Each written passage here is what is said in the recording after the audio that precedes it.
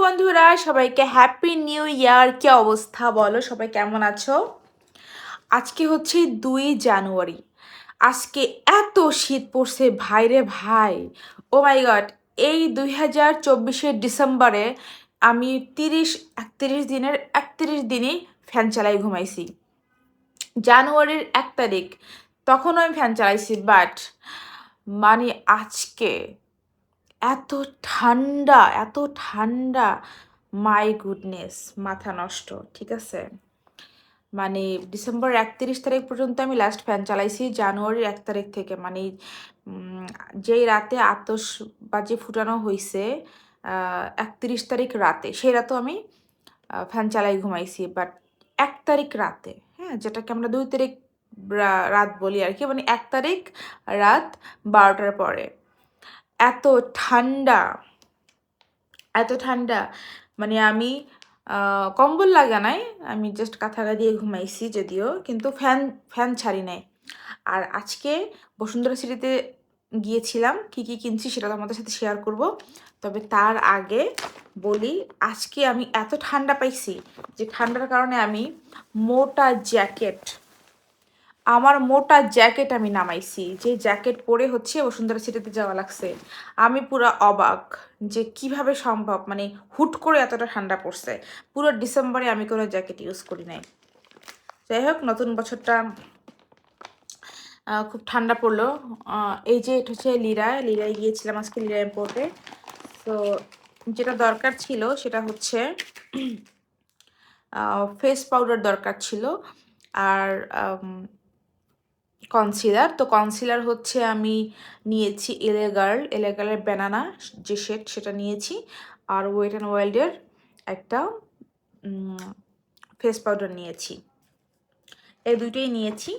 এরপরে একটু কেজেটে গিয়েছিলাম, সো কেজেট থেকে নিয়েছি, শুরুতেই দেখাবো একটা সেট, যেটা আমার রেড ড্রেসের সাথে খুব ভালো মানাবে, যেহেতু আমার রেড কালার ড্রেস আছে। এই যে এটা হচ্ছে আমার রেড কালার একটা ড্রেস আছে, সেই ড্রেসের সাথে এটা ডায়মন্ড কাটের একটা নেকলেস। রেড কালার ড্রেসটার সাথে এটা খুব ভালো মানাবে, তাই আমি এটা নিয়েছি। আর ইয়াররিংটা একটু দেখিয়ে দেই, এটা হচ্ছে ইয়াররিং। সুন্দর না বলো সেটটা? আমার কাছে তো ভীষণ ভালো লাগছে, রেড ড্রেসের সাথে পরলে খুব ভালো লাগবে।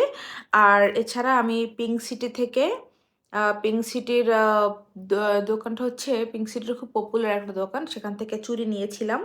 সো ডায়মন্ড কাটের আমার এরকম গ্রিন কালারের চুড়ি আছে। আচ্ছা, এরপরে নিয়েছি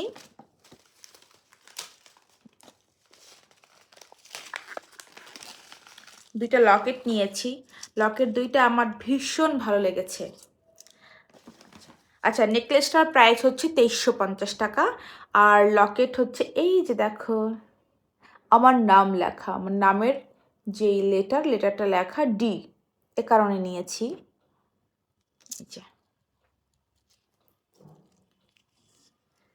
খুব সুন্দর, এটা নিয়েছে 350 টাকা, জাস্ট ফ্যাশনেবল, ঠিক আছে, এরকম কোনো কিছু না।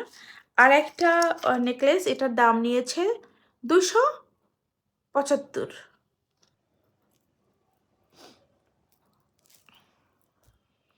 এই যে এই নেকলেসটা আমি নিয়েছি, দেখো এটা হচ্ছে একটা নেক পিস, এটা আমি নিয়েছি, এটা আমার কাছে ভীষণ ভালো লেগেছে, ডায়মন্ড কাটের মধ্যে।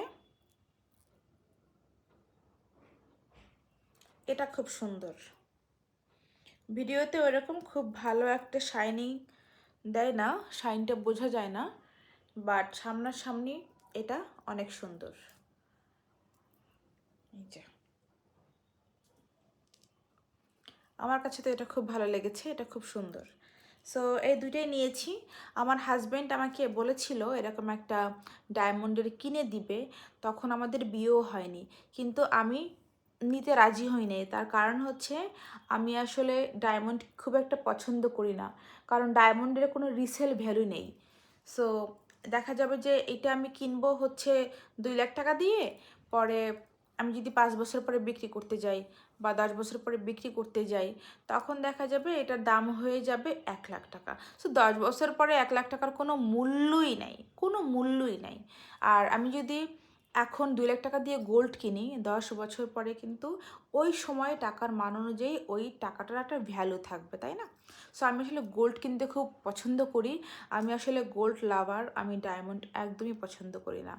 ঠিক আছে, ডায়মন্ড ফেন্সি ঠিক আছে, 2-3টা আংটি আছে, নোসপিন আছে, ওকে, বাট এভরিথিং সব কিছু আমি ডায়মন্ডের কিনবো আমি এটা চাই না। সো এই জন্য এটা আমি ভাবলাম যে এটা একটা নিয়ে নিই সিম্পল, যেটা মানে পড়তে ভালো লাগবে আর কি।